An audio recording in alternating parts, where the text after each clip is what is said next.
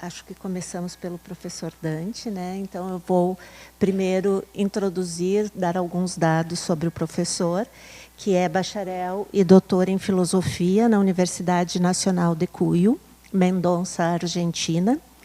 Ele é pesquisador independente, vou pronunciar em português para não errar, do Conselho Nacional de Investigações Científicas e Técnicas, e com trabalho também no Instituto de Ciências Humanas, Sociais e Ambientais.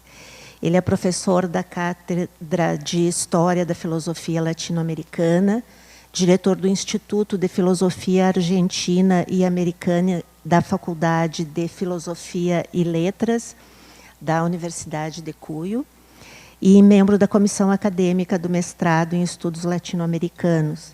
Entre as suas publicações está Recorridos Alternativos de la Modernidad, Derivaciones de la Crítica en el Pensamiento Contemporáneo. Então, professor Dante, por favor, fique à vontade. Bien, buenas tardes. Gracias por la presentación y también muchas gracias por la invitación, la hospitalidad de quienes organizan el Congreso y justamente quizá en la persona de Norval Baitelo, con quien ya nos conocemos hace un tiempo, amigo y colega, que especialmente intercambiamos algunos correos viendo cómo podía participar. Y bueno, una propuesta mía fue obviamente hablar sobre el tema del cuerpo desde lo que quizá conozco, que es el pensamiento latinoamericano, ¿no? Esa fue la propuesta inicial. Estoy muy contento además de estar en este panel con él, justamente se da la casualidad que va a exponer. Me parece interesante el diálogo que podemos tener entre quienes venimos de filosofía y la comunicación. Yo estoy aprendiendo mucho estos días, escuchando distintas ponencias. Bueno, con respecto a la presentación que voy a hacer, me di cuenta que era un poco extensa. Sé que cuento con un tiempo acotado, como ha sucedido con la mayoría de las presentaciones, y voy a quizá pasar la primera parte donde me refería, voy a comentarlo nada más, pero no lo voy a desarrollar, a algunos autores, pensadores latinoamericanos que para mí son muy significativos, que son Franz Hinckelhammer, Enrique Dussel y Arturo Roig. Bueno, no lo voy a desarrollar, así que no me extiendo más, pero quizás retengo, especialmente de Arturo Roig, quien fue mi maestro, una problemática que es la problemática del reconocimiento. De ahí parte este segundo apartado de la presentación que voy a leerles, y desde ya también les pido disculpas, voy a hablar, como verán, en español, espero que se comprenda, trataré de hablar lento también y prefiero hacerlo en español antes que en esa media lengua que es el portuñol, que es lo que me saldría seguramente. Bien. Este apartado se llama Las luchas por el reconocimiento y el horizonte de la emancipación social. La temática del reconocimiento alude a una motivación profunda de la acción implicada en la constitución de la subjetividad y las interrelaciones humanas, que resultan comprendidas de consideraciones antropológicas y psicológicas hasta concepciones surgidas de la filosofía social y política que tratan este asunto. En este sentido, además de la dimensión individual que posee, se expresa en la actualidad las políticas del reconocimiento que son sostenidas a partir de los reclamos de identidad cultural y ampliación de derechos por parte de diferentes movimientos sociales, tales como agrupaciones de mujeres y comunidades indígenas y afro-latinoamericanas, demandas que son recuperadas de las teorías feministas, la interculturalidad y el giro decolonial. Entre sus antecedentes históricos se encuentra una referencia central en Hegel, quien fue señalando en distintas etapas de su trayectoria filosófica la relevancia de las relaciones de reconocimiento para la configuración de la subjetividad. o lo que él denomina autoconciencia, así como explora sus ramificaciones en el derecho y la política. Su versión más conocida está asociada a la dialéctica del amo y el esclavo, incluida en la fenomenología del espíritu, donde se examina la significación que posee el reconocimiento con respecto a la formación de la autoconciencia. La tesis que sustenta Hegel parte de la idea de que el surgimiento de la conciencia en el ser humano, o lo que llama también certeza de sí mismo, requiere el reconocimiento por parte de otra conciencia. Pero esa necesidad que tenemos de ser reconocidos para constituirnos como sujetos autónomos proviene de un momento previo marcado por el deseo. Que el deseo sea el principio de la generación de un sentimiento de sí se explica en el modo específico en que el ser humano se relaciona con el mundo, en que la negación muestra el modo que se despliega la oposición del yo a los objetos.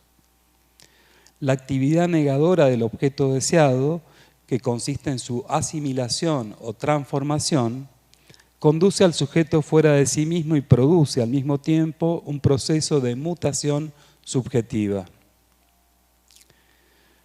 Con respecto al papel fundamental que posee el deseo en la noción de reconocimiento hegeliana, el filósofo argentino León Rosichner, en su ensayo Comunicación y servidumbre, plantea lo siguiente, y cito: para que la conciencia de sí exista es necesario entonces que el deseo tome como objeto de su satisfacción un objeto no natural, algo que sobrepase la realidad dada. Lo único que puede sobrepasarla es el deseo mismo. Significa entonces que es preciso que el hombre considere el deseo antes de su satisfacción como revelación de una ausencia en su mismo ser. El deseo se revela así como un vacío irreal, que se nutrirá de deseos y hará nacer un yo esencialmente distinto al yo simplemente animal. Frente a la identidad que el animal mantiene consigo mismo, el yo del hombre será en cambio negación de su ser actual, deseo en su mismo ser, realización de sí en el tiempo, espera de sí. Hasta ahí la cita. Y al reflexionar Rosichner sobre cómo en el deseo se juega la propia valoración, agrega, cito también, y este es el punto que queríamos destacar: a perseguir el deseo del otro me lleva a la necesidad que tengo de que el otro reconozca como deseable el valor que yo soy. Todo deseo humano, toda actividad como conciencia de sí, en medio de un mundo humano, persigue ese reconocimiento de nuestro supremo valer y se expresa en la historia por la lucha a muerte con vistas a ese reconocimiento.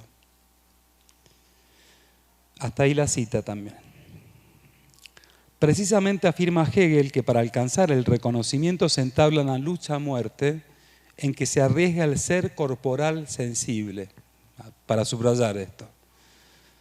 Y quien resulte vencedor impondrá al otro su voluntad de ser reconocido.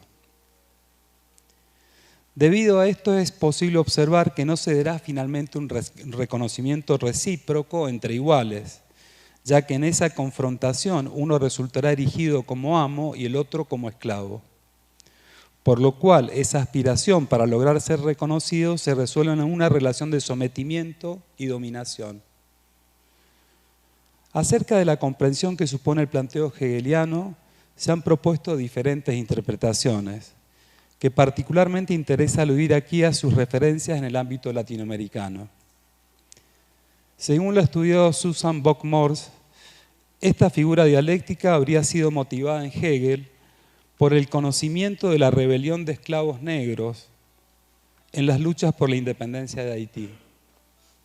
En tal sentido, puede afirmarse que la filosofía de la historia que postula este último autor, es decir, Hegel, en sus alcances universales, contiene una forma paradigmática para justificar la postura colonialista, cuyo cuestionamiento constituye un tema que ha llevado a revisar el problema del reconocimiento de los propios latinoamericanos en su historicidad. Además del lugar subalterno asignado a América en la historia universal por parte de Hegel, tema que ha sido tratado especialmente en las lecturas ofrecidas por Leopoldo Sea y Arturo Roig, pienso que se puede reformular la cuestión del reconocimiento desde la consideración de lo que es relegado en la dialéctica amo-esclavo, a partir del borramiento de la impronta de la naturaleza en el ser humano, esto es, su dimensión corporal y sensible. De hecho, la relación de reconocimiento representa una dimensión profunda de la existencia humana, aspecto evidenciado en la apertura a las diferencias que se experimentan en la interacción con otros. Esa relación intersubjetiva supone no tanto un fenómeno relativo solo a la formación de la conciencia, tal como lo privilegia Hegel, sino básicamente una vinculación entre cuerpos que se encuentran. De este modo no se trata únicamente de relaciones en que se presenta el afán de dominio, con su correlato en la rivalidad y la competencia entre individuos y grupos sociales, ya que puede constatarse en distintas interacciones sociales la presencia de vínculos de afecto, complementariedad y solidaridad basados en la necesidad de reconocimiento. Svetan Todorov, a partir de retomar estudios en psicología relacional, ha mostrado el modo en que este deseo de ser reconocidos está presente ya desde los primeros meses de vida del ser humano, en la relación que se presenta entre los hijos y los progenitores, especialmente en el vínculo amoroso establecido entre la madre y el bebé, que viene a confirmar el sentimiento de la propia existencia de este último.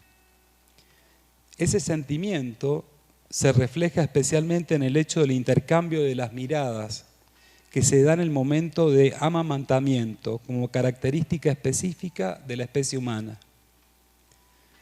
Asimismo, según aclara Todorov, los motivos y finalidades por las que se procura reconocer o ser reconocidos en las distintas formas que adoptan las relaciones intersubjetivas abarcan una multiplicidad de situaciones, al ser un componente básico de la constitución de la personalidad en el marco de las vinculaciones personales que se dan en el proceso de socialización. Por lo que es fundamental tener en cuenta esta dimensión, junto con la condición social de los seres humanos, para formular un estudio de antropología general, que es lo que se propone Todorov concretamente, ¿no? La significación corporal del reconocimiento resulta claramente percibida en el pensador martiniqués Frantz Fanon,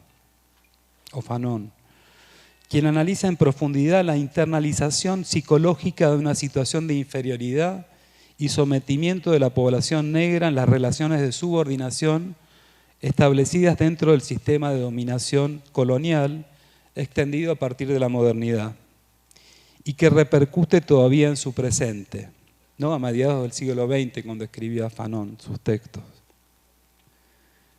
Cuando la parte final de Piel Negras, Máscaras Blancas, plantea el tema de el negro y el reconocimiento, va a producir una relectura de la dialéctica hegeliana junto con los síntomas sobre la neurosis presente en el sentimiento de inferioridad que describe Alfred Adler en los individuos, para aplicarlos a la psicología caracterológica de los antillanos. Su diagnóstico es fuertemente crítico con respecto a los modos de relación con los otros que surgen de una relación de reconocimiento distorsionada, la cual evoca la caracterización que propone Sartre en El ser y la nada, cuando se refiere al ser para otro, en cuanto supone esa categoría existencial formas enajenadas de la libertad individual. En este sentido, dice Fanon, cito, el antillano se caracteriza por su deseo de vencer al otro. Su línea de orientación pasa por el otro. Siempre es cuestión de sujeto y no se preocupa del objeto. Trato de leer en los ojos del otro la admiración y si por desgracia el otro me produce una imagen desagradable, desvalorizo ese espejo. Decididamente ese otro es un imbécil. No busco estar desnudo frente al objeto. Este es negado, en tanto que individualidad y libertad. Hasta ahí la cita. A continuación, se refuerza la idea acerca del estado de comparación que prevalece en ese sentimiento de inferioridad que procura afirmar el propio valor a partir de reaccionar mediante un complejo de superioridad. Cito también a Fanon: toda acción del antillano pasa por el otro, no porque el otro permanezca como meta final de su acción, en la perspectiva de la comunión humana que describe Adler, sino más simplemente porque es el otro que lo afirma en su necesidad de valoración. Fin de la cita.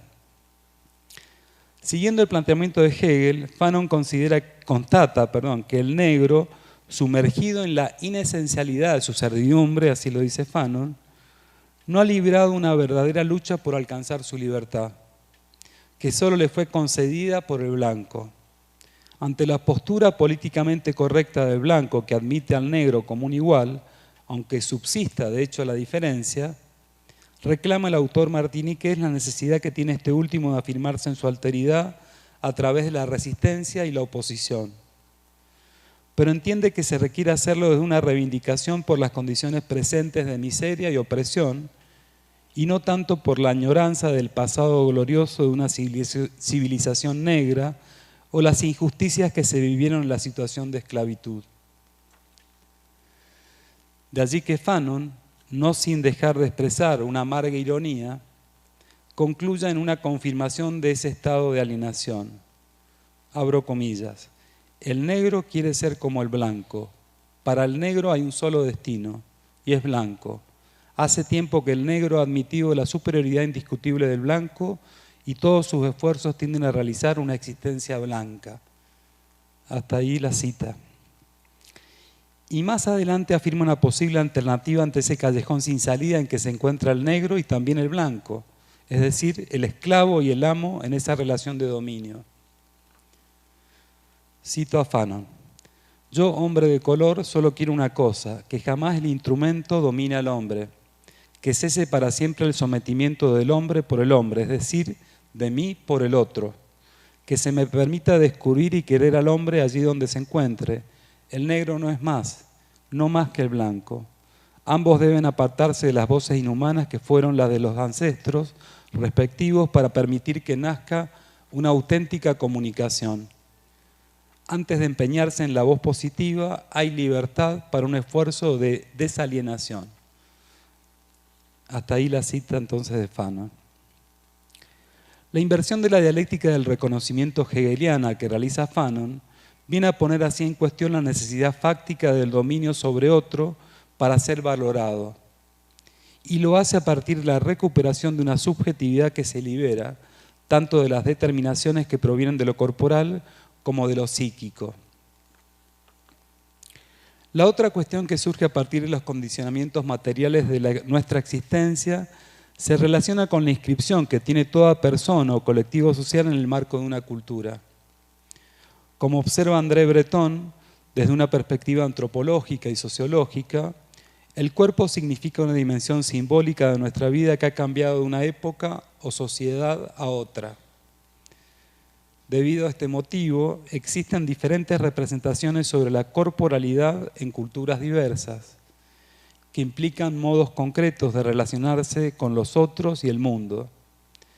A diferencia de la concepción dualista que predomina en las sociedades occidentales, indaga el autor en experiencias y modos de comprensión que se dan en otras culturas. Entre otras cosas que expone Breton en su libro Antropología del Cuerpo, ¿no? A partir de lo que se ha venido exponiendo puede replantearse el reverso de esa tendencia a la dominación que ha prevalecido en la historia de la humanidad, que se asocia a la pregunta por las condiciones actuales de la emancipación social. En principio puede sostenerse que todo acto de reconocimiento intersubjetivo, que es por tanto un acto de comunicación, debería orientarse a un proceso de humanización, esto es, a una apertura existencial a los otros que los reconozca en sus diferencias y pueda establecerse una convivencia que promueva la realización plena de cada uno. Sin embargo, ya se ha visto que las formas de reconocimiento implican la empatía y la indiferencia, la complementariedad y la competencia, la solidaridad y la rivalidad. Esta dualidad es parte de la condición humana, que sin duda evidencia retrocesos que se verifican con más crudeza en ciertos periodos históricos, por lo que se requiere una mejor comprensión del momento actual, marcado por la crisis civilizatoria que estamos atravesando. Para ello hay que buscar una orientación que parta de una crítica de la situación presente y elabore alternativas que sean factibles de realizar. Si uno atiende a algunos de los signos negativos de nuestro tiempo, es posible señalar que prevalece una tendencia regresiva que impacta en los modos en que se establecen las relaciones con los otros, evidenciada en las muestras de intolerancia y odio, ya sea, por ejemplo, en el plano de la polarización de ideologías, de reacción frente a las migraciones, de discriminaciones que persisten por motivos políticos, raciales, religiosos, sexuales y de género, entre otras manifestaciones de la fragmentación que se presenta en las sociedades contemporáneas. Este fenómeno ha sido descrito y explicado, entre otros autores, por François Dubet en su libro La época de las pasiones tristes, retomando esta última expresión de Spinoza, donde analiza los cambios ocurridos en las sociedades de clases y las reacciones negativas que se observan ante el crecimiento de las desigualdades. Igualmente tendría que considerarse la consumación de un individualismo exacerbado, de acuerdo a una orientación ideológica liberal que surge claramente a partir de la modernidad y el desarrollo del capitalismo, pero adquiere en nuestros días nuevas características.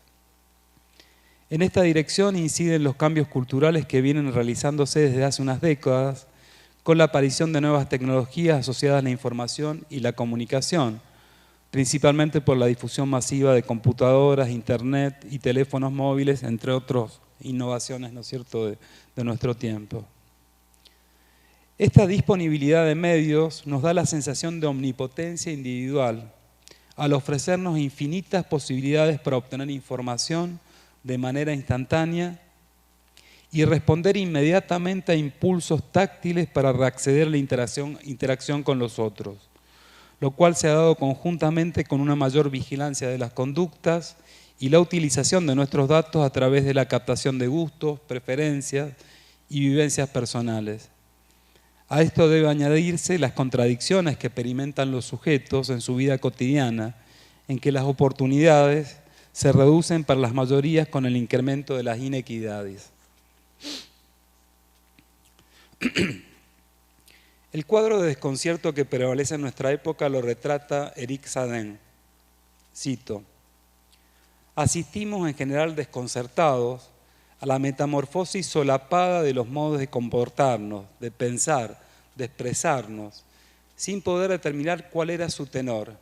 Más bien lo que pasó fue que la manifestación de estos nuevos modos, repetida con regularidad, generó sorpresa, incomprensión y a veces inquietud. No eran tanto las grandes estructuras de la sociedad las que daban muestra de hábitos nuevos, sino los cuerpos, las posturas, las miradas o la ausencia de miradas, las que asumían perceptible o imperceptiblemente un giro inusitado. Hasta ahí la cita de Sadin.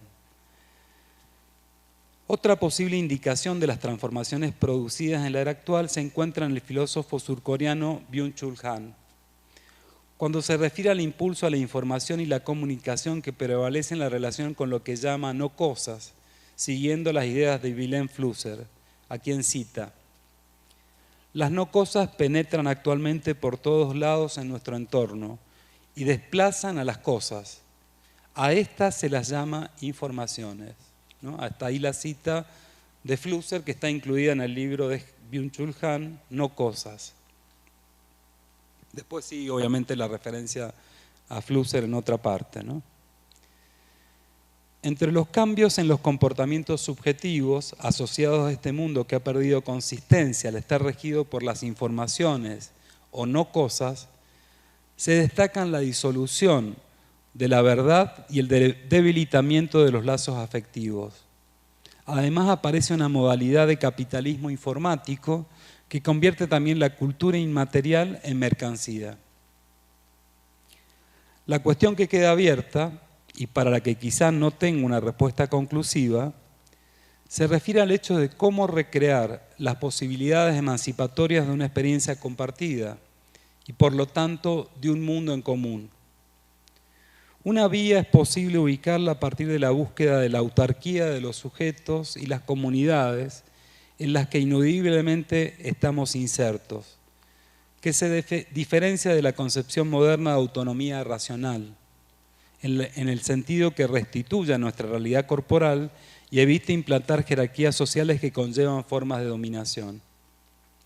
Igualmente nos manejamos con un margen creciente de incertidumbre sobre el futuro, que tendría que conducir a direccionar los medios tecnológicos que disponemos, como es el caso de la información y la comunicación, en un marco social y cultural que supere las aporías existentes a partir de su apropiación por el capitalismo globalizado. Las opciones sobre las que tenemos que tomar nuestras decisiones no nos dan mucho margen. En el momento crucial del presente se trata de sostener la vida como humanidad. Y esta última palabra no se refiere a un sujeto abstracto, sino a los sujetos concretos. Bueno, muchas gracias por la atención.